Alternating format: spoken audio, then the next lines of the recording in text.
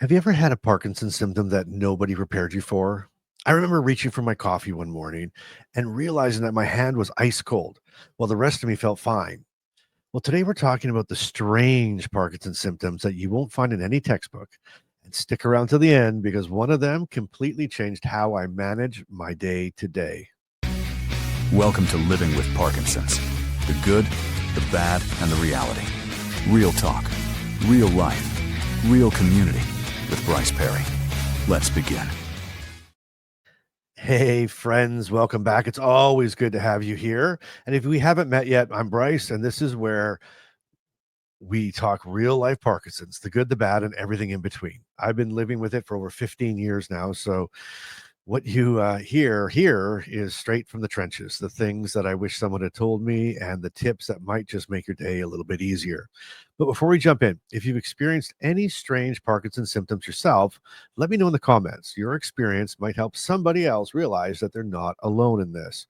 So today's program is the hidden Parkinson's symptoms that aren't in any textbook. So let's dive right into it. So the first one showed up for me within the first few years of my diagnosis: temperature changes in my limbs.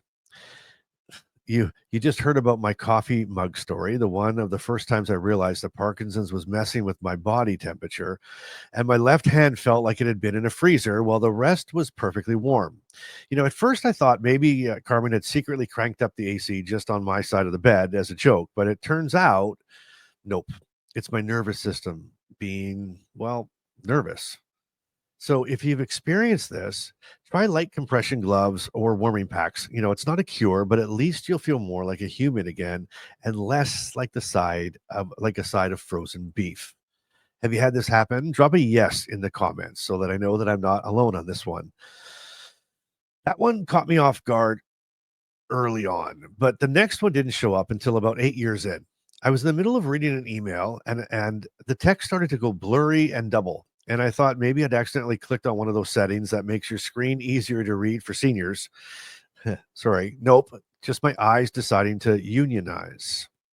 Now, if this happens, you need to let your neurologist know, okay? Sometimes an eye doctor can tweak your glasses, your prescription, or he can recommend simple exercises. And if you're like me, maybe avoid sending that important email until things stop looking like a magic eye poster. Now, if that one surprised you, this next one is something that I didn't even know was connected to Parkinson's until it happened to me personally. Around 10 years in, Carmen started asking me to speak up all the time. I'd answer her again, thinking that I was speaking louder, and she'd still say it sounded exactly the same. So I'd go even louder. I feel in my mind, I was almost like yelling. I was yelling at her. And she's like, no, it's still the exact same sound. And it was so confusing to me. And that's when it hit me. What I thought was loud wasn't loud at all to anyone else. Parkinson's was affecting the muscles that control my voice. And I had no clue whatsoever. So what did I do? I ended up starting speech therapy, the Lee Silverman voice treatment, also known as the LSVT loud. And oh my gosh, did it make a massive difference in my life. It literally increased my decibels and it made my voice stronger. Now, listen, it took work, right? It takes a lot of work. But now I think I actually sound like I think I sound. You know what I mean? And so that's the one thing I was wish I would have done that a lot sooner because I don't want to wait until I'm there. You know what I mean? I want to be ahead of these things. And so with speech therapy and those muscles that you need to work, you need to continually work them. This is to me, filming these podcasts and doing everything that I'm doing with speaking is actually muscle work for me. It's actually helping me. This was actually one of the things like when I started filming these podcasts and recording podcasts and whatnot about my Parkinson's journey. And I don't know if you know this or not, but it was just early 2025, like in January 2025 that I started. So yeah, we've grown rather quickly and I'm so appreciative of that. But part of it was trying to find something that I was going to do, when I retired and into retirement that was going to keep these muscles strong and keep the memory part of it going. So it was kind of like therapy for me. right? And so I'm a big advocate of speech therapy. If you haven't taken speech therapy, look into it. Look into it now. Don't wait until it starts getting lower and lower. And if somebody around you has been noticing that you're talking lower, this is the best thing I can do. And or the best thing you can do. And you know what else it helps? It helps with swallowing. It helps with a lot of things. So I would highly, highly, highly recommend you look into something in your area or online. Yeah, anyway. And hey, if you like this kind of real life Parkinson talk, well, consider hitting subscribe. We do new releases 3 times a week, right? Tuesdays, Thursdays, and Saturdays. And we do it live on Sundays with my buddy Brian. And I'd love for you to be part of the conversation. So hit that subscribe button and ring the bell so you always know when we have something new coming out. Because we have things coming out a lot. And by the way, everything we're talking about today is from Parkinson's itself. It's not from medication side effects. Okay. I want to be really clear about that. These are the things that you won't find in the pamphlet, right? But they can hit you just as hard. And remember, we're still heading towards that one that I mentioned at the start that completely changed how I manage my day. So make sure you stay tuned to that. So here's the next one. This next one started showing up for me just a few years ago, and that is drooling. Yep, drooling. I've been mid-conversation and suddenly realized that I've got a little Niagara Falls situation happening. It's not that you're producing more saliva. It's Parkinson's just slows the swallow reflex. Okay, so some of the things that you can do to help that are some sugar-free gum, or a mint can help remind your muscles to swallow. And if it's persistent, then make sure, again, you talk to your neurologist about treatment options. And here's a little bonus. At least gum makes you look like you're thinking deeply instead of just leaking. Think about that.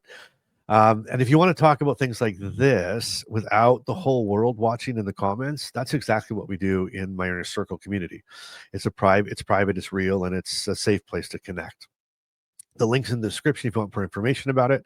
And I'd love to have you come over there. We go deep, we go hard. It's a 24/7 community where you can post and interact with people just like you.